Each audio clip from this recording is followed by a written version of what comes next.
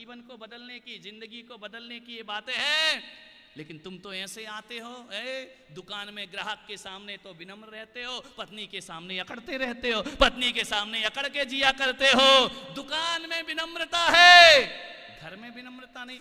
ये भी नारी है, ये भी आई है दूसरे का अपना घर छोड़ के तुम्हारे घर को इसने अपना घर बनाया है, अपना परिवार छोड़ करके तुम्हारे परिवार को अपना परिवार बनाया है। क्या गलती है?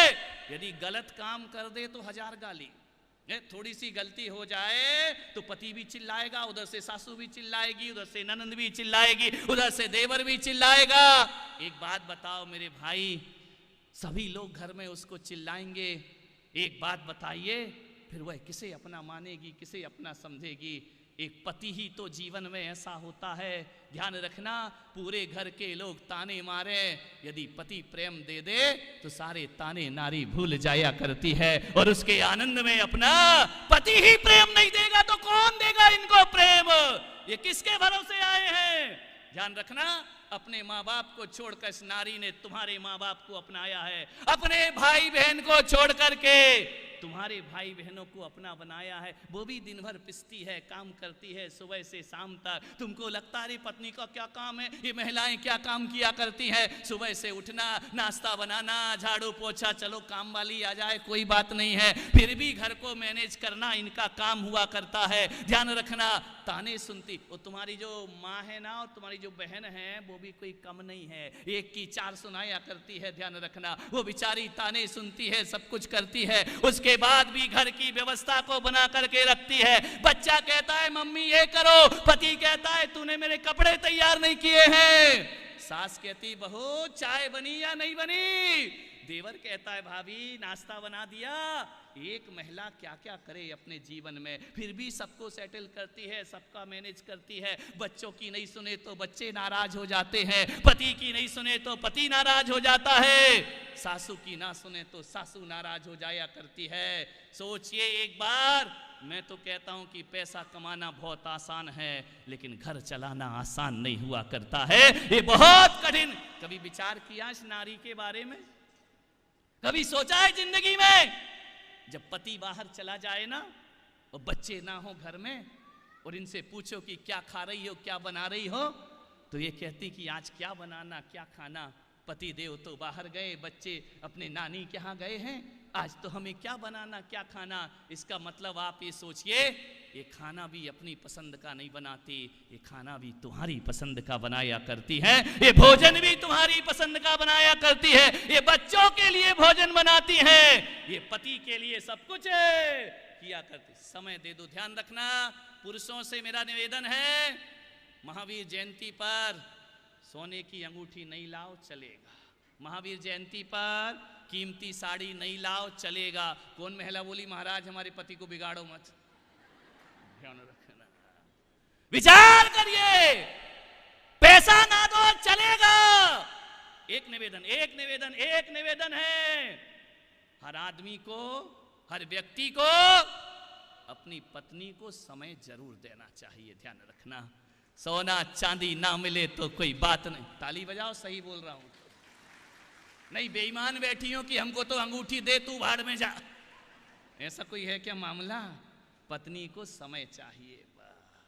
24 घंटे में, 12 घंटे में आधे घंटे भी उसके सुख दुख सुनने का समय नहीं है तुम्हारे पास, आधे घंटे भी उससे बात नहीं कर सकते हो, ऐसा पैसा कमाने में लग जाते हो, पत्नी पत्नी नजर नहीं आती है। ध्यान रखना, कुछ नहीं चाहिए, पड़ोसिन से नरम रहते हो, घर में गरम रहते हो, बाहरी तुम्हारी जिंदगी।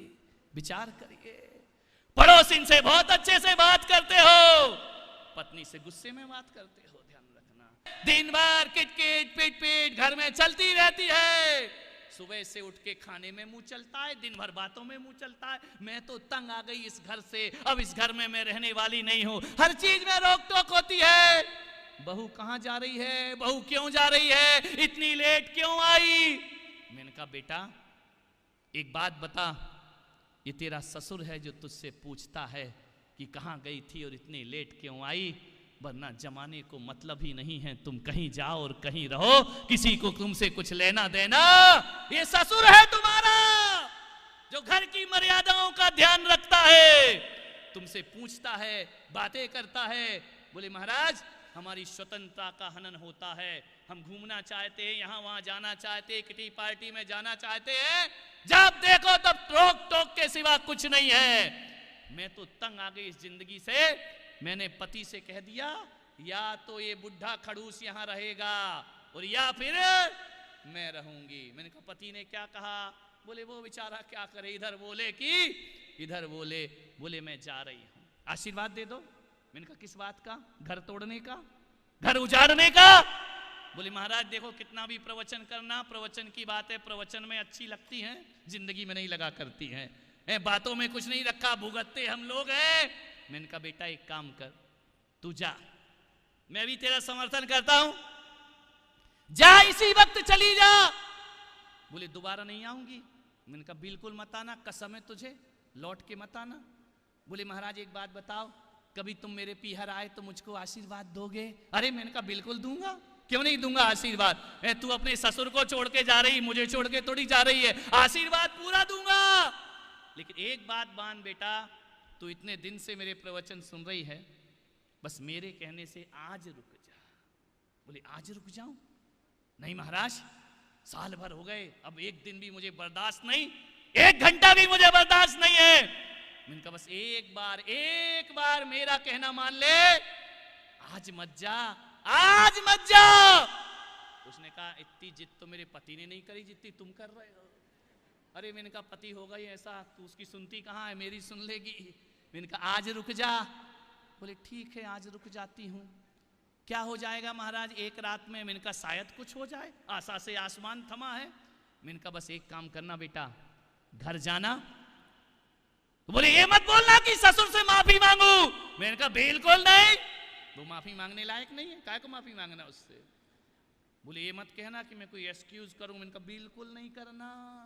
बोले मैं खाना भी नहीं दूंगी उसको। मैंने कहा बिल्कुल मत देना, और तेरा दिल करे तो उसके सामने खाना जला जला करके।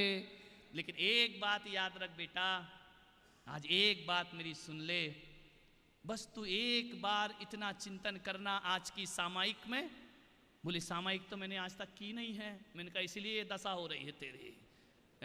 मैंने कहा आज सामायिक कर लेना, 5 मिनट की सामायिक में बस मेरी एक बात याद रखना, बस एक बात। बोले कौन सी बात? मैंने कहा एक बात याद रख, आज बुढ़ापे में तेरे ससुर जी चिड़चिड़े हो गए हैं, वो बहुत बोलते हैं, बुढ़ापा है घर में है, और तू आज उन्हें छोड़कर जा रही है। कहाँ जा रही है? बोले पीहर जा रही हूं। अब जाएंगी कहाँ? ये पीहर के अलावा इनका है कौन, ध्यान रखना।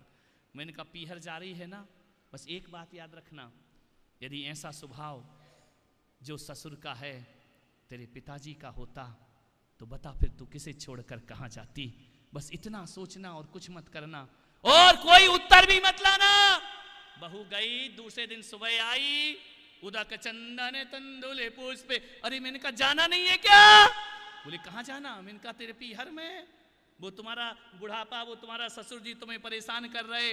अरे उसने कहा छोड़ो महाराज क्या जाना। मैंने कहा क्यों? बोले आपकी एक बात ने मेरी जिंदगी बदल दी, यदि ऐसा ही स्वभाव मेरे पिताजी का होता तो मैं उन्हें छोड़ करके कहाँ जाती। मैंने कहा बेटा क्या करती? बोले एडजस्ट करती, पिता को निभाती। तो मैंने कहा अब तूने क्या सोचा है? बोले मैंने भी यही सोचा है, जब पिताजी को निभा सकती हूँ तो ससुर को निभाने में क्या तकलीफ है। मैं ये घर छोड़कर अब कभी जाऊंगी नहीं।